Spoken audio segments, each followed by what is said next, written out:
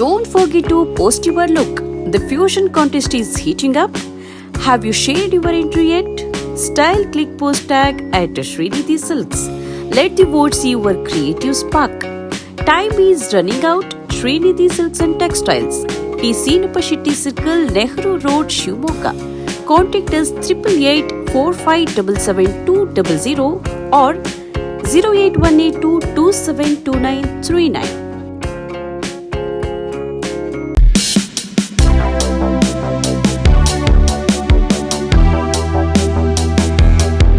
ಸಾಲದ ಒಂದು ಕಂತು ಕಟ್ಟಲಿಲ್ಲ ಎಂಬ ಕಾರಣಕ್ಕಾಗಿ ಖಾಸಗಿ ಫೈನಾನ್ಸ್ ಕಂಪನಿಯು ರೈತರ ಹಸು ಮತ್ತು ಎತ್ತುಗಳನ್ನು ಬಲವಂತವಾಗಿ ಸೀಸ್ ಮಾಡಿರುವ ಘಟನೆ ಶಿವಮೊಗ್ಗದಲ್ಲಿ ನಡೆದಿದೆ. ಶಿವಮೊಗ್ಗ ತಾಲೂಕಿನ ಸಿದ್ಲಿಪುರ ಗ್ರಾಮದ ಭರತ್ ಎಂಬುವರು ಶಿವಮೊಗ್ಗ ನಗರದ ಗಾರ್ಡನ್ ಏರಿಯಾದಲ್ಲಿರುವ ಹೈ ಫೈನಾನ್ಸ್ನಿಂದ ಕೃಷಿ ಉದ್ದೇಶಕ್ಕಾಗಿ 2 ಲಕ್ಷ ರೂಪಾಯಿ ಸಾಲ ಪಡೆದಿದ್ದರು. ಸಾಲದ ಕಂತುಗಳ ಪೈಕಿ ಕೇವಲ ಒಂದು ಕಂತು ಮಾತ್ರ ಬಾಕಿ ಉಳಿಸಿಕೊಂಡ ಕಾರಣ ಫೈನಾನ್ಸ್ನವರು ಭರತ್ ಅವರ ಮನೆಗೆ ತೆರಳಿ ಬಲವಂತವಾಗಿ ಹಸು ಮತ್ತು ಎತ್ತುಗಳನ್ನು ಕರೆದುಕೊಂಡು ಬಂದಿದ್ದಾರೆ. ಈ ಘಟನೆಯಿಂದ ಬೇಸತ್ತ ರೈತರು ಹಾಗೂ ಕರ್ನಾಟಕ ರಾಜ್ಯ ರೈತ ಸಂಘದ ಸದಸ್ಯರು ಹೈ ಫೈನಾನ್ಸ್ ಕಚೇರಿಯ ಮುಂದೆ ಪ್ರತಿಭಟನೆ ನಡೆಸಿದರು. ಈ ಪ್ರತಿಭಟನೆಯಲ್ಲಿ ಮಾತನಾಡಿದ ಜಿಲ್ಲಾ ಉಪಾಧ್ಯಕ್ಷ ಶೇಖರಪ್ಪ ಅವರು, 1 ತಿಂಗಳು ಬಾಕಿ ಇರುವುದು ಕಾನೂನು ಕ್ರಮದ ವಿಷಯ. ಆದರೆ ರೈತರ ಗೌರವ ಹರಣ ಮಾಡಿ ಒತ್ತಾಯಪೂರ್ವಕವಾಗಿ ಹಸು ಮತ್ತು ಎತ್ತುಗಳನ್ನು ಎಳೆದುಕೊಂಡು ಬಂದಿರುವುದು ಮಾನವೀಯತೆಯ ವಿರೋಧಿಯಾಗಿದೆ. ರೈತರ ಬದುಕು ಹಸು ಮತ್ತು ಎತ್ತುಗಳ ಮೇಲೆ ನಿಂತಿದ್ದು ಅದನ್ನು ಕಸಿದುಕೊಳ್ಳುವುದು ಕ್ರೂರತನ ಎಂದು ಆಕ್ರೋಶ ವ್ಯಕ್ತಪಡಿಸಿದರು.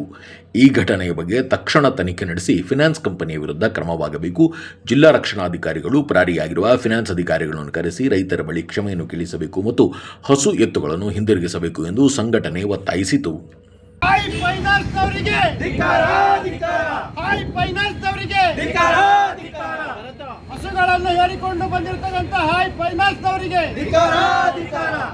ಹಾಲು ಕೊಡುವ ಹಸುಗಳನ್ನು ಹೇರಿಕೊಂಡು ಬಂದಿರತಕ್ಕಂತ ಹೈ ಫೈನಾನ್ಸ್ ಅವರಿಗೆ ಧಿಕ್ಕಾರ, ಧಿಕ್ಕಾರ. ಧಿಕ್ಕಾರ, ಧಿಕ್ಕಾರ. ಧಿಕ್ಕಾರ. ಕಳ್ಳತನ ಮಾಡಿಕೊಂಡು ಬಂದಿರತಕ್ಕಂತ ಹೈ ಫೈನಾನ್ಸ್ಗೆ ರೈತರ ಹಸುಗಳನ್ನು ಕಳ್ಳತನ ಮಾಡಿಕೊಂಡು ಬಂದಿರತಕ್ಕಂತ ಹೈ ಫೈನಾನ್ಸ್ಗೆ ಹೈ ಫೈನಾನ್ಸ್ಗೆ ರೈತರಿಗೆ ಅನ್ಯಾಯ ಮಾಡುತ್ತಿರ್ತಕ್ಕಂತ ಹೈ ಫೈನಾನ್ಸ್ಗೆ ರಾಜ್ಯ ರೈತ ಸಂಘಕ್ಕೆ ರೈತರ ಹಸುಗಳನ್ನು ಕಳ್ಳತನ ಮಾಡಿಕೊಂಡು ಬಂದಿರತಕ್ಕಂತ ಹೈ ಫೈನಾನ್ಸ್ಗೆ ರೈತರ ಹಸುಗಳನ್ನು ಕಳ್ಳತನ ಮಾಡಿಕೊಂಡು ಬಂದಿರತಕ್ಕಂತ ಹೈ ಫೈನಾನ್ಸ್ಗೆ ರೈತರಿಗೆ ಮೋಸ ಮಾಡುತ್ತಿರ್ತಕ್ಕಂತ ಹೈ ಫೈನಾನ್ಸ್ಗೆ ರೈತರಿಗೆ ವಂಚನೆ ಮಾಡತಕ್ಕಂತ ಹೈ ಫೈನಾನ್ಸ್ಗೆ ಮಾಡತಕ್ಕಂತ ಸರ್ಕಾರಕ್ಕೆ ವಿರೋಧ ಪಕ್ಷದ ಸರ್ಕಾರಕ್ಕೆ ನೋಡಿ. ಈ ಹೈ ಫೈನಾನ್ಸ್ನವರು ಒಬ್ಬ ರೈತನಿಗೆ ಸಾಲ ಕೊಟ್ಟು ಹಸುಗಳನ್ನ ಇವತ್ತು ಹೇರ್ಕೊಂಬಂದಿದ್ದಾರೆ. ಹೇರ್ಕೊಂಬರ ಕಾರಣ ಏನಂದ್ರೆ 1-1.5 ವರ್ಷ ಆಗಿದೆ ಲೋನ್ ಕೊಟ್ಟು, ಆದ್ರೂ ಕೂಡ ಕಂಟಿನ್ಯೂ ಕಟ್ಟಿದಾನೆ. ಈಗ 1 ವಾರ ಡ್ಯೂ ಆಗಿರೋದಷ್ಟೇ. ಒಂದು ವಾರ ಡ್ಯೂ ಆಗಿರೋದಕ್ಕೆ ಇವತ್ತು ಹಸುಗಳನ್ನ 3 ಹಸುಗಳನ್ನ ಕೂಡ ಹೇರ್ಕೊಂಬಂದು ಬಾಕ್ಲ ನಿಲ್ಸಿ ನಾವೆಲ್ಲ ರೈತರು ಬಂದ್ಮೇಲೆ ಫೈನಾನ್ಸ್ ಬಾಕ್ಲಕೊಂಡು ಓಡೋಗಿದ್ದಾರೆ.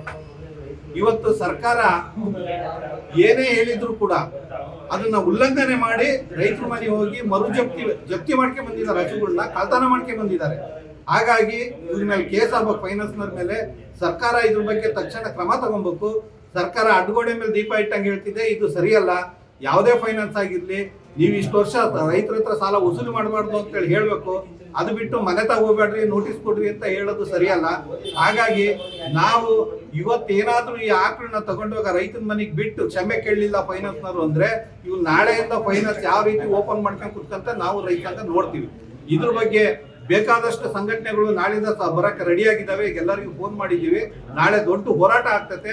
ಈ ಫೈನಾನ್ಸ್ ನ ಹೆಂಗ್ ಓಪನ್ ಮಾಡ್ಕೊಂಡು ಇಲ್ಲಿ ವ್ಯವಹಾರ ನಡೆಸ್ತಾನೆ ನಾವು ನೋಡ್ತೀವಿ.